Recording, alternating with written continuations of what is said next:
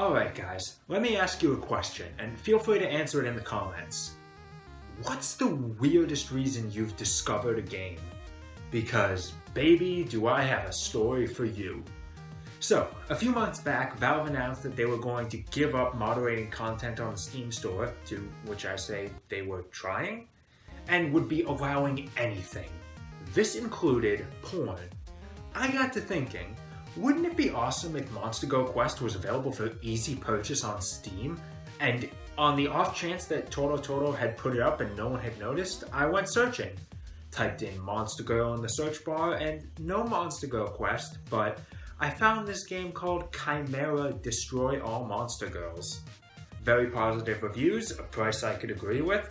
Why wouldn't I download it? So, was my lust and thirst for Monster Girl content satiated or warranted in the first place?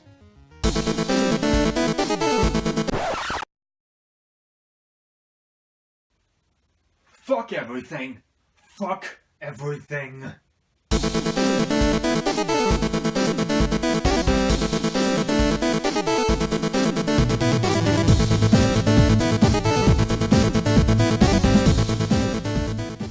You ever heard of Suits and Sandals games? Yeah, I thought not.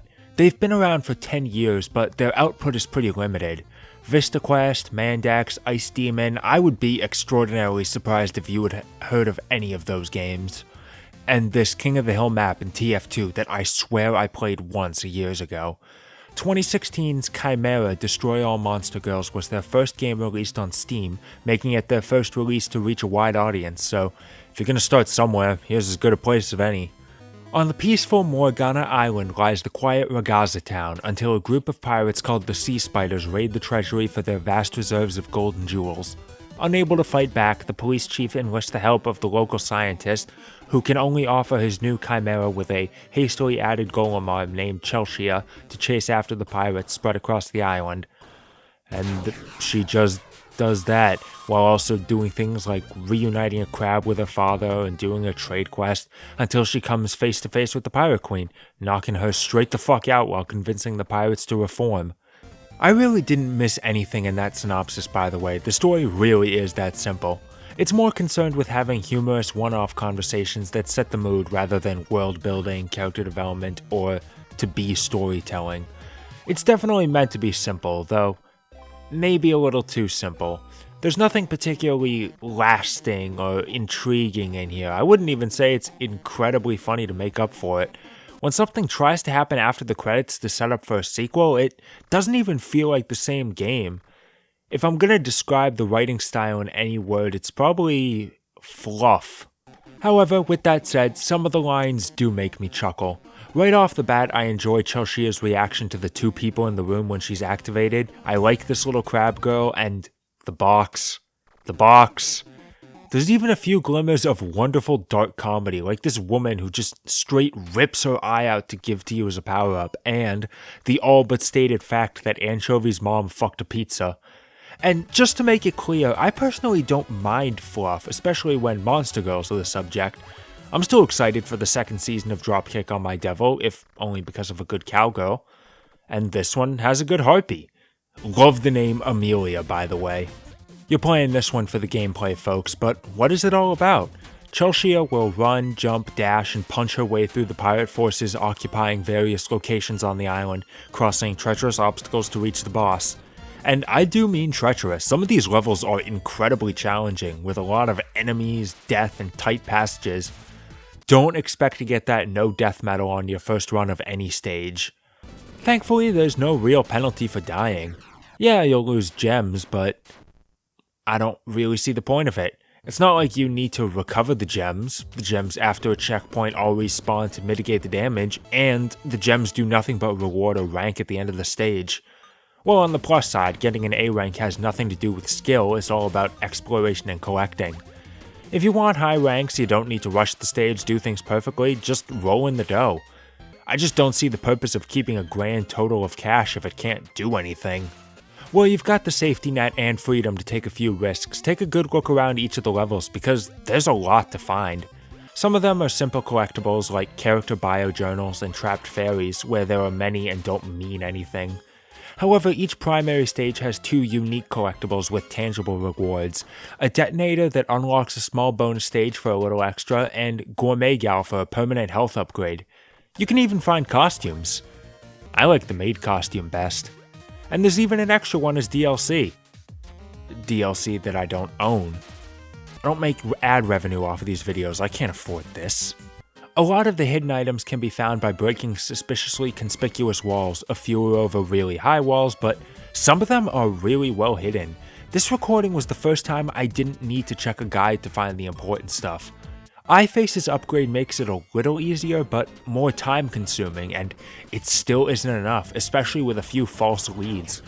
A little warning symbol over truly bottomless pits instead of ones leading to a lower path would go a long way instead of needing to gamble on it. If finding the items is a pain, is it even worth going after them? The notebooks you can skip out on easily, even the detonators don't serve much purpose if you just want to go right for the end. Gourmet Gal sounds like it could be optional, just go in hard with limited health right until the end, but I don't recommend it. I can say for a fact that one of the final stages is incredibly difficult at the default 4 hearts because guess who didn't know Gourmet Gal existed? Sorta wish you could just buy health upgrades in town with the money that isn't being used. Collecting all the fairies also has a great reward, but it comes with the caveat that it's all 25 or nothing, and some of their placements are asshole-ish to choose a word. But getting them all unlocks a special costume, Berserk Mode. This is basically a whole other mode, considering it can only be activated outside levels and has its own medal. You take double damage but deal triple, and considering enemies generally take 3 hits to kill, it changes the game. Take a look at how quick I took out the Khimera.